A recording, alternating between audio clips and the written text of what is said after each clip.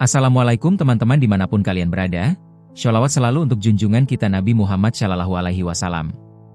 Jumpa lagi di channel saya, Kisah Perjuangan. Dukung channel ini dengan subscribe dan like. Terima kasih yang sudah subscribe dan like, semoga rezekinya mengalir tanpa putus. Absen dari mana saja kalian berasal di kolom komentar ya. Dan tonton sampai habis perjalanan ceritaku ini. Namaku Maya. Selama ini, aku menjalani hidup yang sederhana dan penuh cinta, setidaknya itulah yang kupikirkan. Aku menikah dengan Ardi, seorang pria baik hati yang sangat kucintai. Namun, kebahagiaan itu hancur saat ibu mertua, yang bernama Bu Ratna, mulai membenci kehadiranku. Bu Ratna adalah wanita kaya yang sangat memandang rendah orang miskin. Baginya, aku, yang hanya seorang penjual nasi bungkus di pinggir jalan, tidak pantas mendampingi putranya. Ia menghinaku, memfitnahku, hingga akhirnya berhasil memisahkan kami. Perceraian. Kata itu menusuk hatiku, menghancurkan semua mimpi yang pernah kubangun. Tapi, mereka tidak tahu satu hal. Aku bukanlah wanita lemah yang bisa diinjak-injak begitu saja. Aku akan bangkit, mengumpulkan semua kekuatan yang kumiliki, dan membeli semua omongan ibu mertua dengan cara yang setimpal. Aku bertemu Ardi saat ia menjadi salah satu pelanggan setiaku. Aku adalah seorang penjual nasi bungkus keliling.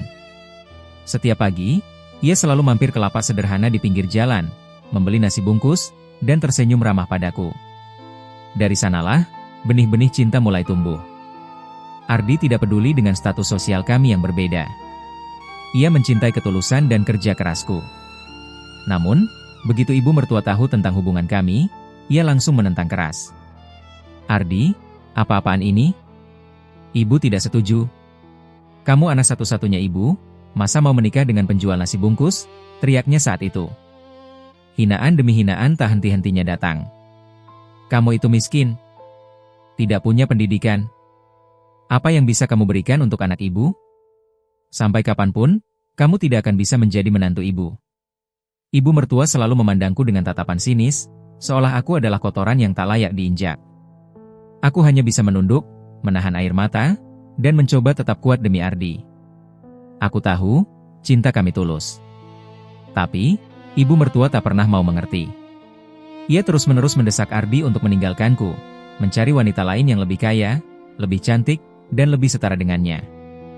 Meskipun ditentang, Ardi bertekad menikahiku. Kami melangsungkan pernikahan sederhana, tanpa restu ibu mertua. Pernikahan itu seperti pelarian, sebuah janji suci yang kami lakukan secara rahasia. Setelah menikah, kami tinggal di sebuah rumah kontrakan kecil, jauh dari rumah mewah ibu mertua. Namun, ia tak pernah berhenti meneror kami. Setiap hari, ia akan menelepon Ardi, mencaci maki aku, dan memintanya untuk segera menceraikanku. Ardi, ibu sudah bilang, perempuan itu hanya akan membawa kemiskinan dalam hidupmu. Cepat ceraikan dia dan kembali ke rumah. Suaranya melengking di telepon, bahkan saat aku sedang memasak. Teror itu tidak hanya lewat telepon. Bu Ratna sering datang ke kontrakan kami, menghina rumah kami yang kecil dan isinya yang sederhana. Ia bahkan pernah terang-terangan meludah di depan pintu kami, seolah ingin mengatakan bahwa rumah kami adalah tempat yang menjijikan. Aku sering menangis dalam diam, merasa bersalah karena telah membawa Ardi ke dalam masalah ini. Ardi selalu memeluk erat, "Jangan dengarkan ibu, sayang. Ibu tidak tahu apa yang ia bicarakan. Kita akan bahagia, percayalah." Namun, aku tahu, teror ini tidak akan berhenti. Puncak dari teror ibu mertua adalah sebuah ultimatum. Suatu malam, ia datang ke kontrakan kami dengan wajah geram. "Ardi, ibu tidak akan membiarkan ini terus berlanjut. Ibu sudah siapkan calon istri yang lebih pantas untukmu. Kalau kamu tidak menceraikan perempuan ini dalam waktu 1 bulan, ibu akan mencoretmu dari kartu keluarga dan semua warisan keluarga," serunya sambil menunjuk-nunjukku. Aku terkejut, begitu juga Ardi. Warisan keluarga adalah hal yang sangat penting bagi Ardi. Ia adalah pewaris tunggal dari semua aset keluarga. Ancaman itu membuat Ardi terdiam. Ia menatapku, lalu menatap ibunya. Ia berada di persimpangan jalan, harus memilih antara aku atau ibunya. Aku tahu, ia mencintaiku. Tapi, ia juga tidak bisa melawan ibunya. Ibu mertua, melihat Ardi terdiam, semakin gencar mendesak. "Pilih, Ardi. Ibu atau dia? Aku memegang tangan Ardi erat, mencoba memberinya kekuatan. Aku tahu, ia pasti bingung. Aku tidak bisa menyalahkannya. Ini adalah dilema terbesar dalam hidupnya. Dan aku tahu, ini adalah awal dari kehancuran kami. Setelah ultimatum itu, sikap Ardi berubah drastis. Ia mulai menjauhiku, tidak lagi tersenyum seperti dulu. Ia sering pulang larut malam, tak lagi mau makan masakanku. Ia menghindari tatapanku, seolah aku adalah orang asing. Hati kecilku hancur, aku tahu ia sudah terpengaruh oleh ucapan ibunya. Suatu hari, ia pulang dengan wajah murung, memegang sebuah surat. Surat itu adalah surat cerai yang sudah ia tanda tangani. Maafkan aku, Maya. Aku tidak bisa melawan ibu, katanya lirih, suaranya bergetar. Aku tak bisa menahan air mata. Aku tahu, ini adalah akhir dari kisah kami. Aku tidak bisa menyalahkannya sepenuhnya. Aku tahu, ibu mertua adalah wanita yang sangat kuat dan dominan. Ia tidak akan berhenti sampai berhasil memisahkan kami. Aku hanya bisa menerima nasib. Aku menandatangani surat cerai itu dengan tangan gemetar, air mata membasahi pipiku. Pada hari itu, aku bukan hanya kehilangan Ardi, tapi juga kehilangan semua harapan yang pernah kumiliki. Setelah perceraian, ibu mertua tidak berhenti begitu saja. Ia mulai menyebarkan fitnah tentang diriku. Ia mengatakan aku adalah wanita murahan yang hanya mengincar harta Ardi. Ia juga menuduhku sering selingkuh saat Ardi sedang bekerja. Fitnah itu menyebar dengan cepat di antara kerabat dan teman-teman Ardi. Aku tahu, ini adalah upaya ibu mertua untuk mencemarkan nama baikku, agar Ardi tidak pernah kembali kepadaku. Aku merasa sangat terpuruk. Hidupku hancur. Aku tidak punya siapa-siapa, tidak punya pekerjaan tetap, dan kini aku harus menanggung malu akibat fitnah yang disebarkan ibu mertua. Aku memutuskan untuk pindah ke kota lain, memulai hidup baru dari nol. Aku ingin melupakan semua kenangan pahit itu, dan aku ingin membuktikan kepada mereka semua bahwa aku bukanlah wanita yang mereka fitnah. Aku berjanji pada diriku sendiri, aku akan kembali dengan kekuatan yang lebih besar, dan aku akan membalas semua perbuatan mereka. Di kota baru, aku memulai hidup yang sangat sulit. Aku bekerja serabutan, menjadi buruh cuci, pelayan restoran, bahkan menjadi tukang bersih-bersih di kantor. Gaji yang kudapat memang pas-pasan, tapi aku tidak pernah menyerah. Aku bekerja keras, menabung setiap sen, dan selalu berusaha untuk tetap optimis. Aku tahu, suatu hari nanti, aku akan sukses. Aku juga tidak pernah melupakan janji yang kubuat pada diriku sendiri, untuk membalas semua perbuatan ibu mertua. Suatu hari, aku bertemu dengan seorang wanita parubaya bernama Ibu Susi. Ia adalah seorang pengusaha sukses di bidang kuliner. Ia melihat kegigihanku, dan ia menawarkan pekerjaan di restorannya. Aku sangat bahagia. Aku tahu ini adalah kesempatan emas bagiku. Aku bekerja lebih keras, belajar dari Ibu Susi tentang dunia bisnis, dan mulai mengembangkan ide-ide baru.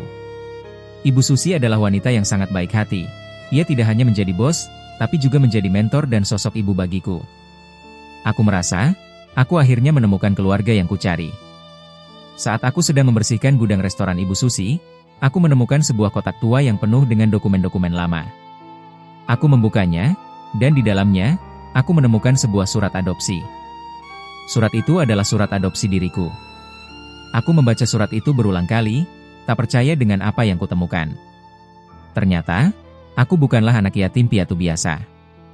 Aku adalah anak dari seorang konglomerat yang meninggal dalam sebuah kecelakaan pesawat. Aku diculik saat bayi, dan dibesarkan di panti asuhan, sebelum akhirnya diadopsi oleh keluarga angkatku. Keluarga angkatku meninggal saat aku masih kecil, sehingga aku harus kembali ke panti asuhan. Ibu Susi ternyata adalah adik dari ibu kandungku. Ia adalah satu-satunya keluarga kandung yang masih hidup. Ia selama ini mencariku, namun tak pernah berhasil menemukan jejakku. Aku terkejut, hatiku campur aduk, kaget, sedih, dan juga marah. Marah karena selama ini aku hidup dalam kemiskinan, padahal aku punya segalanya. Aku menghubungi Ibu Susi, dan ia memelukku erat, tangisnya pecah di bahuku. Maafkan ibu, nak. Ibu sudah mencarimu kemana-mana, katanya. Aku hanya bisa menangis, merasa bahagia karena akhirnya aku menemukan keluarga kandungku. Ibu Susi memberitahuku bahwa semua aset dan perusahaan keluarga kini dikelola oleh pengacara keluarga, dan aku adalah ahli waris tunggal dari semua aset itu. Setelah tahu kebenarannya, aku memutuskan untuk menjalankan rencana balas dendamku. Aku ingin membuat ibu mertua menyesali semua perbuatannya. Aku ingin membeli semua omongan ibu mertua dengan cara yang setimpal. Aku memberitahu Ibu Susi tentang rencana ini, dan ia setuju untuk membantuku. Aku ingin mengubah diriku, menjadi wanita kaya dan sukses, yang akan membuat ibu mertua terkejut setengah mati. Aku mulai belajar tentang dunia bisnis, investasi, dan manajemen perusahaan. Aku mengambil kursus-kursus mahal, dan aku juga belajar dari Ibu Susi. Aku bekerja keras, lebih keras dari sebelumnya. Aku tidak lagi menjadi penjual nasi bungkus, tapi menjadi seorang pengusaha sukses yang mengelola perusahaan-perusahaan besar. Aku membeli rumah mewah, mobil mewah, dan barang-barang bermerek. Aku ingin menunjukkan kepada mereka semua bahwa aku bukanlah wanita miskin yang mereka hina. Aku juga tidak melupakan Ardi. Aku tahu, ia pasti menyesal telah menceraikanku. Tapi, aku tidak akan kembali kepadanya begitu saja. Aku ingin ia melihat bagaimana hidupku berubah, dan bagaimana ia telah kehilangan wanita yang ia cintai karena ibunya. Setelah 5 tahun berlalu, aku kembali ke kota asalku. Aku sudah menjadi wanita yang berbeda. Aku cantik, kaya, dan sukses. Aku datang ke restoran mewah milikku, dan aku melihat ibu mertua, Ardi, dan seorang wanita cantik yang sedang hamil duduk di salah satu meja. Wanita itu adalah istri baru Ardi, yang bernama Wina. Hati kecilku hancur, namun aku tetap tenang. Aku tidak menunjukkan ekspresi apapun, aku hanya berjalan melewati mereka. Ibu mertua, yang melihatku, terkejut. Ia tidak bisa berkata-kata. Ardi juga terkejut, ia menatapku dengan tatapan tak percaya. Wina, yang tidak tahu siapa aku, hanya tersenyum ramah padaku. Aku duduk di meja lain, berpura-pura tidak melihat mereka. Namun, ibu mertua, yang sudah tahu siapa aku, segera menghampiriku. Kamu Maya? Tanyanya, suaranya bergetar. Aku tersenyum sinis. Iya, Bu. Ini saya, Maya. Penjual nasi bungkus yang pernah Ibu hina. Wajah ibu mertua langsung pucat pasi. Ia tidak bisa berkata-kata. Ardi, yang mendengar percakapan kami, juga ikut menghampiri. Maya, kamu berubah, katanya lirih. Aku hanya tersenyum. Iya, Ardi. Aku berubah. Dan kini, aku akan membeli semua omongan ibumu dengan setimpal. Di tengah kebingungan dan keterkejutan mereka, aku memberikan kejutan terbesar. Aku memberikan surat panggilan ke meja mereka. Maaf, Bu Ratna, ini adalah surat pemberitahuan bahwa saya telah membeli semua perusahaan yang ibu kelola, kataku dengan tenang. Ibu mertua terkejut, ia tidak bisa berkata-kata. Tidak mungkin. Ini pasti bohong, teriaknya. Aku hanya tersenyum. Iya, Bu. Saya membeli semua perusahaan itu, termasuk rumah mewah yang ibu tinggali. Wajah ibu mertua langsung pucat pasi, ia tak bisa berkata-kata. Ardi, yang mendengar semua itu, hanya bisa menunduk, malu dengan perbuatannya. Aku tahu, ini adalah saat yang paling tepat untuk membalas semua perbuatan mereka. Aku tidak ingin mereka menderita, aku hanya ingin mereka menyesali semua perbuatannya. Aku ingin mereka tahu bahwa uang dan kekayaan bukanlah segalanya, dan bahwa menghina orang lain karena kemiskinannya adalah dosa besar. Aku ingin mereka tahu bahwa karma itu ada. Setelah semua kebenaran terungkap, Wina, istri baru Ardi, meninggalkan Ardi. Ia tidak bisa menerima kenyataan bahwa suaminya adalah anak dari wanita yang sudah menghancurkan hidupku. Ia juga tidak bisa menerima kenyataan bahwa ia akan menjadi miskin. Ia meninggalkan Ardi, dan membawa serta anaknya yang masih dalam kandungan. Ardi, yang kini kehilangan segalanya, hanya bisa menyesal. Ia datang kepadaku, memohon maaf. Maya, maafkan aku. Aku menyesal. Aku salah, katanya, suaranya bergetar. Aku hanya bisa tersenyum. Sudah terlambat, Ardi. Aku sudah tidak bisa kembali kepadamu. Kamu sudah memilih ibumu. Aku tidak bisa memaafkannya begitu saja. Ia telah mengkhianatiku, dan ia juga telah membiarkan ibunya menghancurkan hidupku. Aku tidak bisa kembali kepadanya, karena aku tahu, ia tidak akan pernah bisa melupakan semua yang telah terjadi. Aku hanya bisa memaafkannya, dan membiarkannya pergi. Aku tahu, Penyesalan itu adalah hukuman yang setimpal baginya. Ibu mertua, yang kini hidup miskin, datang kepadaku, memohon maaf. Ia sudah tidak punya apa-apa, ia harus tinggal di kontrakan kecil, dan ia juga harus bekerja keras untuk bertahan hidup. Maya, maafkan ibu. Ibu menyesal. Ibu salah. Ibu sudah menghancurkan hidupmu, katanya, air matanya mengalir deras. Aku hanya bisa menatapnya. Aku tidak bisa membencinya, tapi aku juga tidak bisa memaafkannya begitu saja. Aku tahu, ia pantas mendapatkan hukuman atas semua perbuatannya. Ia telah membuatku menderita, ia telah memfitnahku, dan ia telah memisahkan kami dari Ardi. Aku tahu, ia kini sudah sadar. Ia sudah tahu bahwa kekayaan bukanlah segalanya, dan bahwa menghina orang lain adalah dosa besar. Aku hanya bisa memaafkannya, dan membiarkannya pergi. Aku tahu, ia akan hidup dalam penyesalan seumur hidupnya. Setelah ibu mertua memohon maaf, aku memutuskan untuk membantunya. Aku memberikan pekerjaan di salah satu restoran milikku. Ia bekerja keras, dan ia juga mulai bersosialisasi dengan orang-orang lain. Ia tidak lagi sombong, ia menjadi wanita yang lebih baik. Aku tahu, ia sudah berubah. Ardi, yang kini hidup sendiri, juga datang kepadaku. Ia memohon maaf, dan ia juga menceritakan bahwa ia kini bekerja di sebuah bengkel mobil. Ia tidak lagi sombong, ia menjadi pria yang lebih baik. Aku tahu, ia sudah menyesal. Aku memutuskan untuk memaafkannya. Kami menjadi teman baik, dan kami sering bertemu. Aku tahu, kami tidak bisa kembali bersama. Tapi, aku bahagia melihatnya berubah. Aku tahu, ia adalah pria yang baik, dan ia pantas mendapatkan kebahagiaan. Aku juga bahagia melihat ibu mertua berubah. Ia kini menjadi wanita yang lebih baik, dan ia juga mulai menghargai orang lain. Aku tahu, ini adalah akhir yang baik untuk mereka semua. Setelah semua konflik selesai, aku kini hidup bahagia. Aku menjadi pengusaha sukses, aku punya banyak teman baik, dan aku juga punya keluarga baru, Ibu Susi. Aku tidak lagi miskin, aku punya segalanya. Aku bahagia, namun ada sedikit kesedihan di hatiku. Kesedihan karena aku harus kehilangan Ardi, pria yang pernah sangat kucintai. Aku tahu, cinta kami tulus, namun keadaan dan campur tangan orang lain telah memisahkan kami. Tapi, aku tahu, ini adalah takdir. Aku harus menerima semua ini, dan aku akan terus melangkah maju. Suatu hari, aku bertemu dengan Ardi di sebuah kedai kopi. Kami mengobrol, tertawa, dan mengingat semua kenangan manis yang pernah kami miliki. Ia kini sudah menikah lagi, dan ia juga sudah punya anak. Ia bahagia, dan aku juga bahagia melihatnya bahagia. Aku tahu, kami tidak bisa kembali bersama. Tapi, kami tetap berteman baik. Ibu mertua, yang kini sudah tua, datang kepadaku. Ia memelukku erat, dan ia mengatakan, "Maafkan ibu, nak." Ibu menyesal.